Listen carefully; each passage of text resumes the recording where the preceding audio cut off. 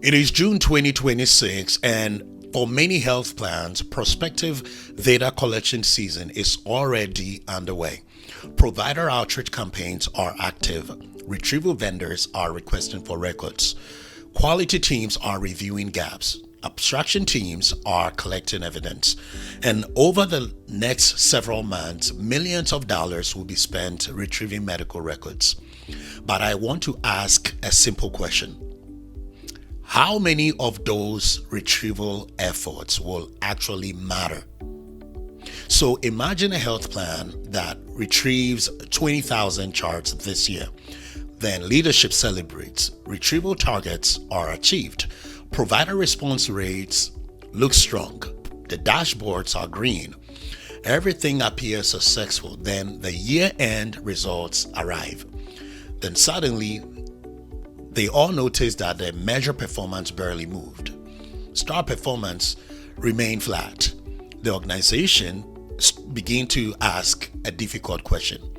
How did we retrieve 20,000 charts and improved almost nothing? You see, the answer may be simpler than many people realize. The organization, the health plan, may have measured retrieval activity, but never measured retrieval value.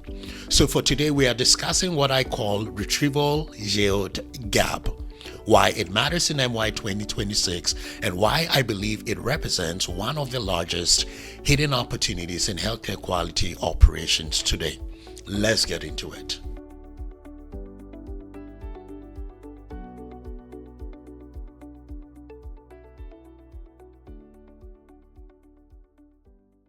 Welcome back. My name is Peter Saah. I'm the CEO and co-founder of Podero Health.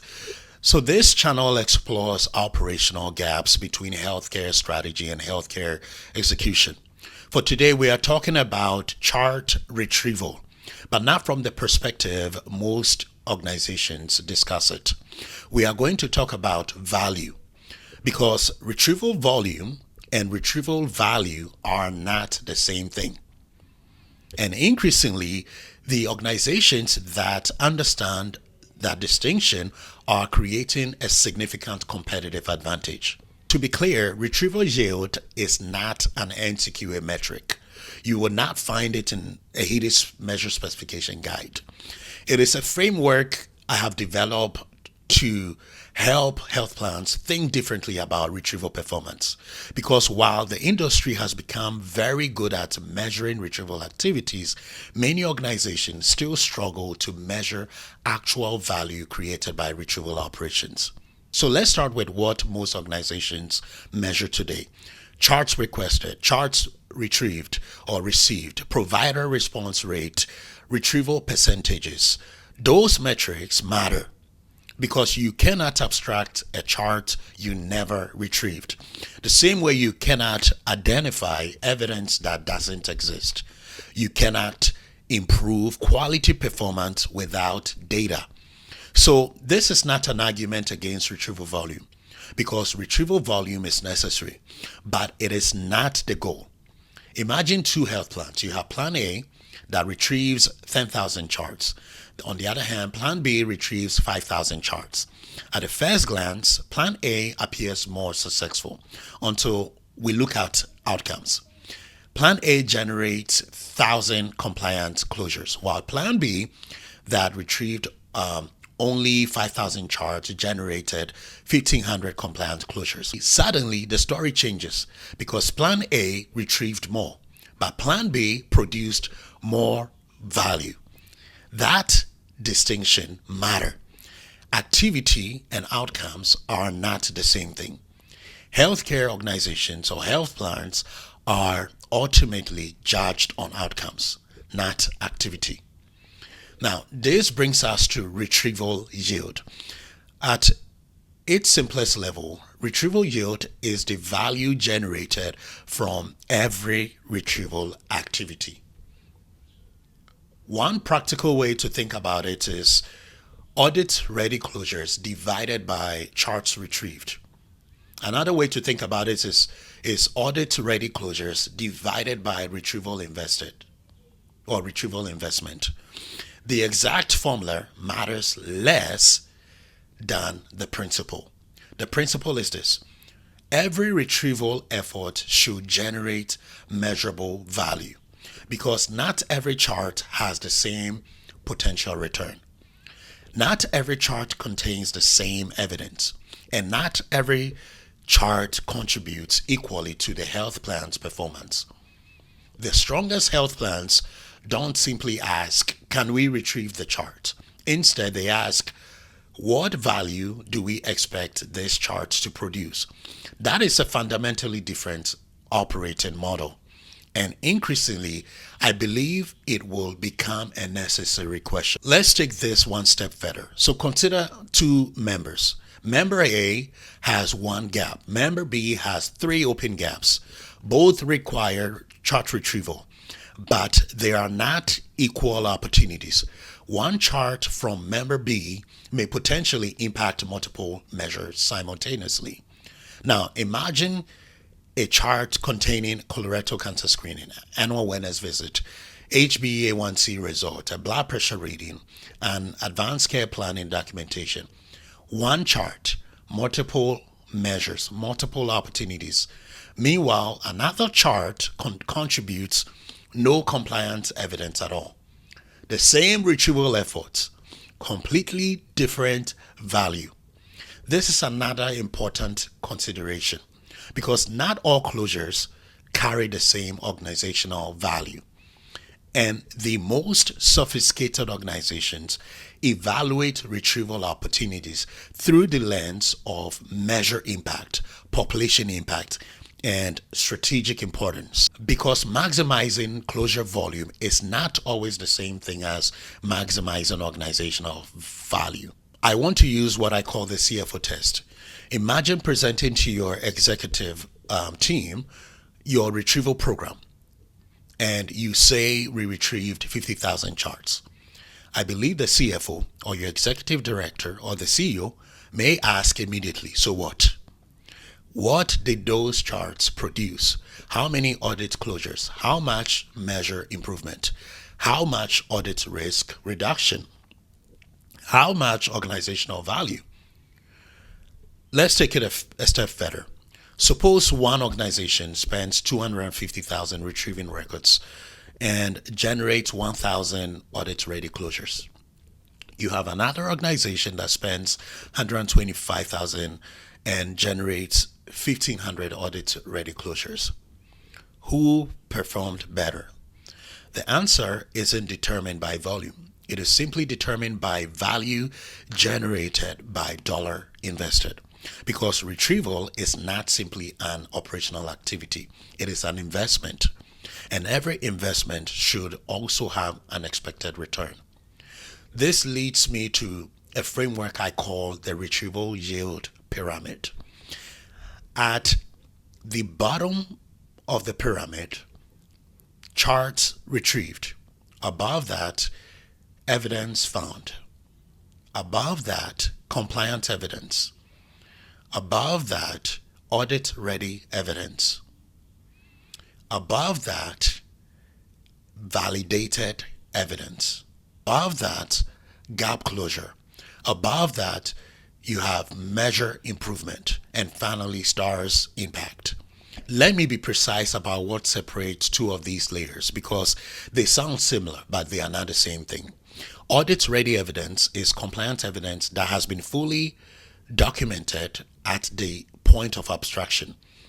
Source identified, chain of custody intact, specification applied correctly. On the other hand, validated evidence is that same evidence after it has been independently confirmed through a second level or quality check. One discipline is applied while the work is being done. The other is confirmation that the discipline actually held. You need both in that order, because a closure is something you would defend in an audit rather than simply submit. Every step upward reduces volume but increases value. Most organizations stop measuring at the bottom of the pyramid, charts retrieved. The strongest organizations or health plans measure what happens all the way to the top, because charts retrieved are not the outcome. They are simply raw material. The outcome is the organizational impact. Another important problem that receives less attention is what I call false yield. So you have a retrieved chart, the evidence is identified, the measure is marked as compliant, and everyone assumes success. Then audit season arrives and the evidence doesn't survive the review. You may end up seeing missing provider credential or missing traceability, unsupported documentation, missing source validation, or insufficient documentation to support abstraction decision. Suddenly, the closure disappears. So what looked like success now becomes a rework. What looked like evidence now becomes a risk. What looked like yield now becomes a false yield. And when health plans begin measuring false yield, they often discover that not all compliant evidence produces lasting value. The question is, did we find evidence that will still count when audit season arrives? Now, let's talk about the CCD question, because this conversation becomes especially important in MY 2026. The environment is changing, as we all know. ECDS continues to expand. Digital clinical data continues to improve. Health information exchanges continue to grow. CCDs are becoming increasingly important evidence sources. Historically, the question was, can we retrieve the chart? Increasingly, the question is becoming, do we need the chart at all? If compliant evidence already exists in a CCD, in an HIE feed, in a lab feed, EHR integration, or another digital source, the highest retrieval yield effort may be the retrieval effort that never occurred. And I want to be precise about what this means and what it doesn't mean, because there's an important distinction here. Using a CCD to close a gap under ECDS reporting is a different question than using a CCD as a medical record for audit validation. A CCD can absolutely be the evidence source that closes a measure digitally. That is the whole premise of ECDS. What a CCD cannot do is substitute medical record itself when an auditor is validating an abstraction decision through medical record review. Those are two different processes with two different rules, and conflating them is exactly the kind of mistake that turns real yield into false yield. That doesn't eliminate chart retrieval, because there will always be situations where charts remain necessary. But it changes how health plans prioritizes retrieval resources, because every retrieval request carries a cost, and every retrieval request should have an expected return. The future is not charts versus CCD. The future is understanding which evidence source creates the greatest value at the lowest cost and which validation rule applies to each. There is one final concept worth discussing: yield decay. The value of a chart retrieval opportunity changes over time. A chart identified and abstracted in March creates opportunities for provider remediation, prospective abstraction, supplemental data submission, care management interventions, documentation corrections, additional outreach opportunities. That same chart identified in October creates far fewer opportunities. It's the same chart, different value. The later health plans with the fewer opportunities remain to influence outcome, which means retrieval timing is not just an operational decision, it is a value decision.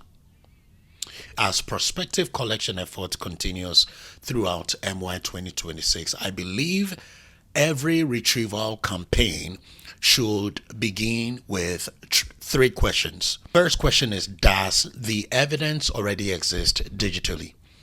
The second question is, what value do we expect this retrieval effort to create? And the third is, will the evidence survive audit review?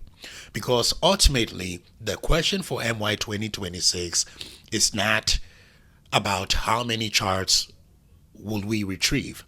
The question is, how many of those charts will still matter when results are submitted and audit begins? The highest yield chart is not the chart you retrieve. It is the chart that produces audit-ready evidence that changes an outcome. So in MY 2026, the health plans that would win would not necessarily be the organizations that retrieved the most charts. There will be health plans that generate the most audit-ready value from every chart they retrieve, because retrieval volume measures effort. On the other hand, retrieval yield measures impact. And in healthcare quality, impact is the only thing that counts. That is precisely where Podero Health operates: chart retrieval, CCD data processing, and medical record abstraction, built as one program where every chart is evaluated for expected value before it's pulled. Every piece of evidence is documented to survive audits rather than just production, and every closure is tracked from charts retrieved all the way through STAR's impact. So if you want to understand your own retrieval yield, not your completion rate, your yield, that is the conversation a pilot starts. The link is in the description or it's in the show notes. Thank you for listening or watching. Have a good one. I am Dr. Saah, and I will see you in the next episode. Take care.